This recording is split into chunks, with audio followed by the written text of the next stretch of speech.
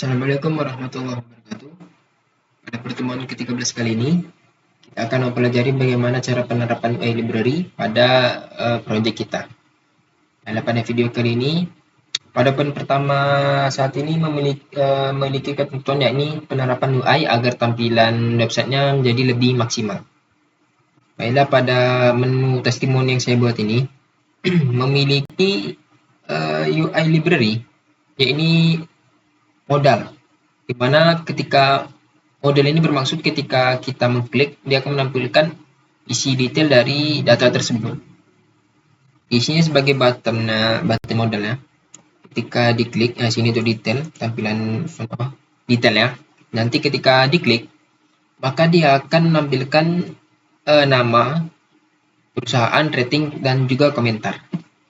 Langsung kita demokan bagian testimoni.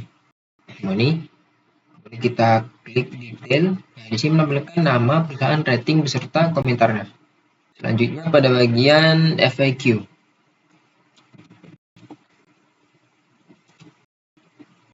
Sama seperti sebelum juga saya menggunakan modal sebagai UI library-nya.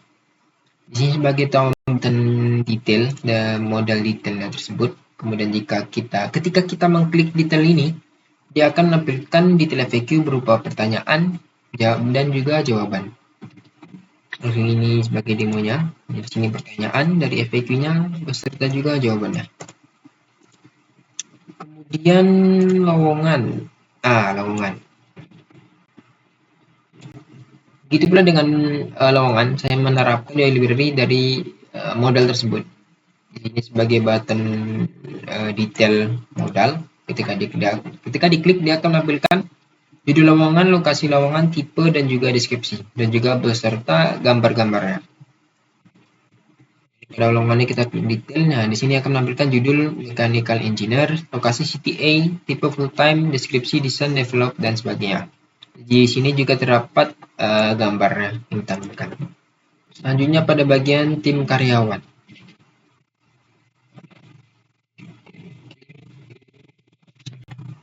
Sama juga seperti sebelumnya, di sini saya menerapkan modal UI library modal. Ketika diklik, dia akan menampilkan nama tim, posisi, gambar tim. Kemudian sini sebagai demonya. Yang di sini nama Jeffrey Brown, posisi creative leader, dan beserta juga gambarnya. Selanjutnya poin kedua dari video ini yakni project admin. Di sini dashboard admin ini dia akan terhubung dengan guest. Jadi ketika kita mengklik sesuatu, dia akan mengarahkan ke halaman guestnya. Kemudian pada bagian sidebar, nah di sini saya menerapkan untuk logoutnya, di mana ketika logout dia akan mengarahkan ke halaman menu. Di sini pada bagian sidebar dan juga pada bagian paling bawah di bawah list menu ini. Pada list menunya ini terdapat ya menu-menu seperti tadi, FAQ, artikel, kemudian profile, dan sebagainya. Kemudian di sini sebagai pendemoannya, di sini di bawah galeri, di bawah list menu ini terdapat logout. Nah, ini nanti ketika kita klik, dia akan mengarahkan ke laman menunya seperti ini. Selanjutnya poin ketiga dari video pertemuan 13 yakni 4 menu dengan data yang sama. Di mana 4 menu ini dia akan memiliki data yang sama dengan si guestnya ini. Di mana 4 menu yang sama ini, pertama ada tim karyawan, kemudian ada FAQ, kemudian ada lowongan, kemudian yang terakhir ada testimoni. Kemudian baiklah penjelasan pada bagian testimoni terlebih dahulu. Pertama-tama pada bagian service ini kita tambahkan testimoni API.js. Di sini pada konsep API URL dan juga API key, kita masukkan URL dan key-nya, API URL dan key-nya dari si guest ini. Kemudian kita letakkan di sini dan juga letakkan di sini, di mana dia akan nanti memanggil, bahkan bisa menambah, mengupdate atau menghapus data yang sama-sama. Nah, seperti ini data testimoni. Kemudian pada bagian page ini Ini di sini kita hanya memanggil data-datanya saja.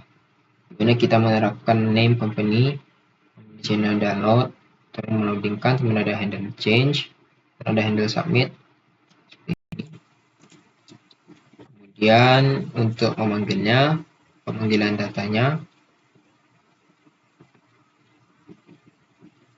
Nah, seperti ini. Item.name, .company, .rating, .comment, dan .image. Maka seperti inilah tampilan dari testimoni tersebut. Dapat nama, perusahaan, rating, komentar, foto, dan juga aksinya. Bisa edit, bisa hapus. Jadi sebagai tadi UI library-nya, sebagai tampilannya menampilkan keseluruhan datanya. Selanjutnya menu kedua yang dihubungkan dengan data dari sisi guest, yakni tim karyawan. Tim karyawan ini akan menampilkan dari nama, posisi, gambar, dan juga nama, posisi, dan juga beserta gambar. Pada pertemuan sebelumnya saya telah membuat tim ini, namun API URL dan key-nya masih menggunakan yang punya saya. Lalu bagaimana cara mengubah menjadi punya dari sisi guest? Kita ubah seperti yang tadi saya jelaskan pada API URL dan juga API key ini. Kita ubah menjadi milik si guest. Seperti ini. Kita masukkan URL-nya di sini, kita masukkan key-nya di sini.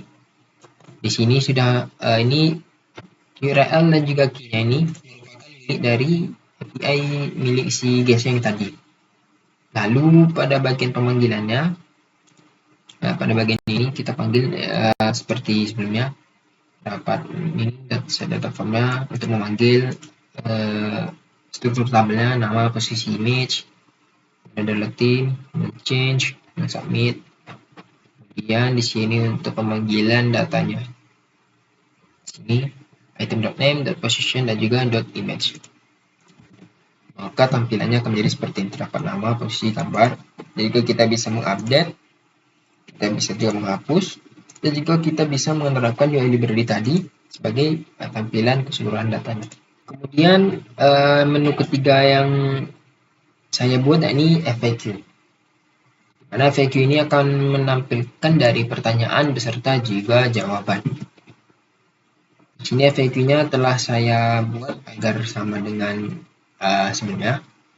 Yes, pada FAQ page.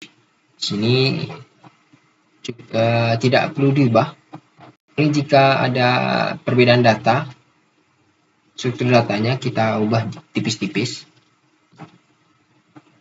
Yang paling vital pada bagian sininya, URL dan juga key-nya.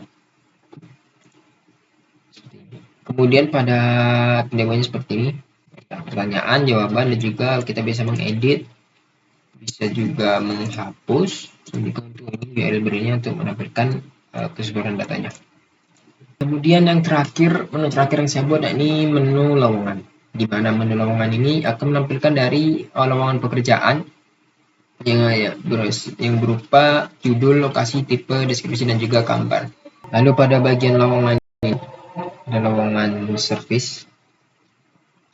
Seperti sebelumnya kita masukkan saja API URL dan key dari milik sisi guest karena saya menggunakan punya dari sisi guest.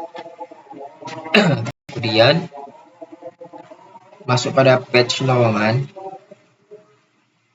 Ini lowongan. Nah, ini sama seperti sebelumnya. Kita hanya fokus pada pergantian URL dan key. Ya, maksud saya URL dan key-nya, API URL dan API key-nya. Kemudian di sini pemanggilan saja pada bagian lowongan. Inilah tampilan keseluruhannya. Ada judul, lokasi, tipe, deskripsi, gambar, dan juga aksinya. Bisa kita edit, bisa kita hapus, dan juga ini menampilkan detailnya. Baiklah, sekian saja penjelasan pertemuan ke-13 kali ini. Mohon maaf jika ada salah-salah kata, kekurangan, dan juga kekurangan jelasan dalam penyampaian saya. Saya akhiri. Wassalamualaikum warahmatullahi wabarakatuh.